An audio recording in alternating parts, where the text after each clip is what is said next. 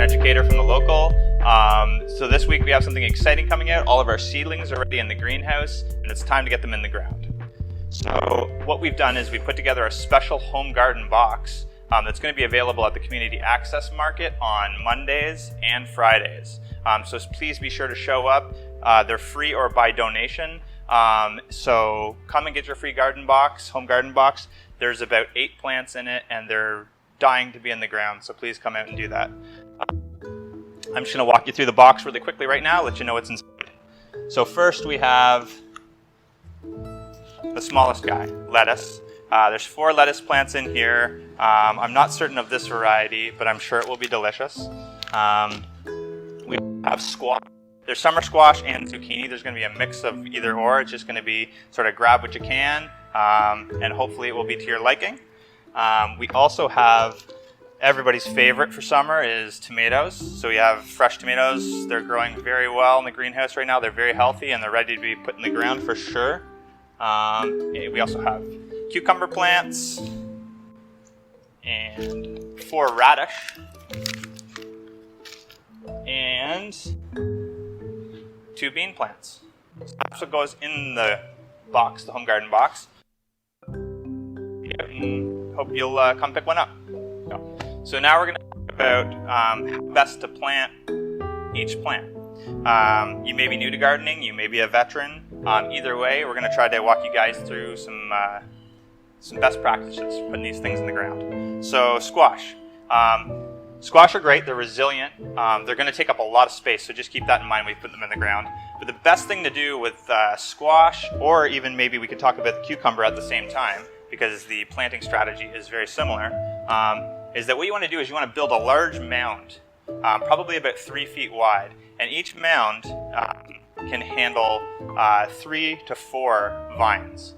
So you could put 3 squash, 1 cucumber, or 2 cucumber and a squash, whatever you want in there. The idea is that we want good drainage. If we put squash or cucumber right into, what can happen is they can get too wet from rains or watering, and they're stopped, and then we won't have any fruit for them. So that's the best strategy for squash. Next, we'll talk about radishes. So radishes are interesting because we can talk briefly about companion planting. So some species of plant really do well together. One example is radish and lettuce in this case. We have both of these in the box. So what you'd want to do is plant 1 lettuce, 1 radish, 1 lettuce, 1 radish. Basically, let's say 8 to 12 inches apart. And what that's going to do is it's going to really make your radish nice and tender. It's not going to be too hot or hard. It's going to be a little bit more watery, and it's going to be a little bit more tender for eating, which I think everybody enjoys. Next we have lettuce. Lettuce likes to be wet and damp, but don't soak it. It's also something that will, its stalk will rot if you keep it too wet. Nice thing about radish and lettuce is they can grow in full sun or shade. This time of year, because of the heat in southwestern Ontario, you'll likely want to keep them in partial shade if at all possible, just to stop them from bolting. Next we have beans. So beans are kind of fun, being a vine plant. So this means that you'll likely want to build a trellis or stake into the ground. So these guys are going to get quite large. So what you're going to want to do is build something that they can climb up, whether that's a lattice, a trellis. You can do it with bamboo, 4x4s. And just put them in the ground at the bed of them, and they'll wind right up the trellis for you, and you can just pick beans right off all summer long. Next we have tomatoes. Tomatoes really love a lot of water. So what I always recommend doing when you plant tomatoes is creating a little moat around the tomato, just so the drainage kind of goes down to the root system, because we don't want to dry them out. Tomatoes grow like weeds. I think last year I had tomato plants that were at least in height, and that happened in the course of from it. So you want to keep those well hydrated. Create a little moat in around them, maybe a foot or 2 wide, just with the land kind of going in toward the stalk, and that should keep them nicely hydrated. Even some mulch if you have it to kind of keep that ground damp, and they'll grow beautiful fruit for you. So we're moving on to planning your garden bed. So a really important step is to plan before you plant. So the idea is that we want to come up with a strategy that's going to best utilize the sun for growing our vegetables, essentially. Now there's two types of beds we can go with, a raised bed or an in-ground bed. Both have pros and cons, it's really up to you.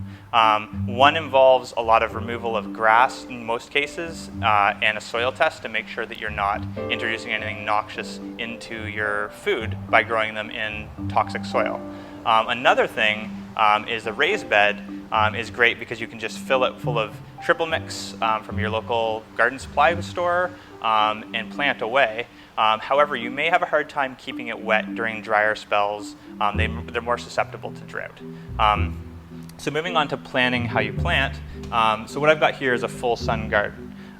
So if you have an area on your property or wherever you're going to plant that receives full sun, this is a relevant plan for you. What you want to do is determine where your north, south, east, and west are so you can understand how the sun is going to move through your garden. What I've done is I've put the trellis along the back on the northern aspect so that it doesn't create any shade.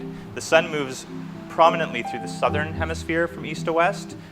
So if I were to put the trellis here, it would create shade all day for all these plants, and we don't want to do that. So we usually put that on the northern side in full sun gardens. What I've done next is built 2 mounds for squash and cucumber. You can interplant those.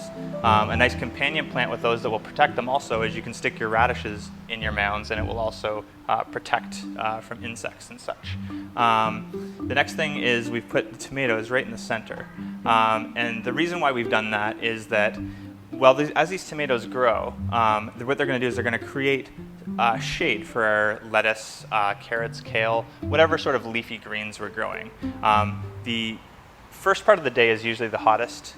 So what that's going to do is as the tomatoes grow, it's going to create a little bit of reprieve from the heat for these vegetables. Peppers we can stick right in the southeast corner because they love a lot of sun and a lot of heat. Be sure not to overwater those. All right, so the second plan we have for you is the partial sun garden. So what I've done is I've drawn in a little bit of shade here. So most of us aren't fortunate to have full sun all the time. We get a little bit of shade, but that's not necessarily a bad thing. What we can do is we can utilize, say there was a big tree right here and it was creating a big shade spot that maybe it receives a little bit of sun during the day, but then it gets shaded for most of the day. That's a perfect place in southwestern Ontario to stick some lettuce or kale, something that likes cooler temps. Basically, so it's going to get a reprieve by that shade. So we can use that shade as a small salad garden. We can also grow onions or radish, anything like that. What I've done with the trellis, it's a little different from the previous plan, is I've created a bit of a hinge here. So that will keep our cucumbers, give it a little bit of a reprieve from the sun, because cucumbers, while they can grow full sun, do like a little bit of shade. So what this pivot's going to be able to create is a little bit of shade for our cucumbers.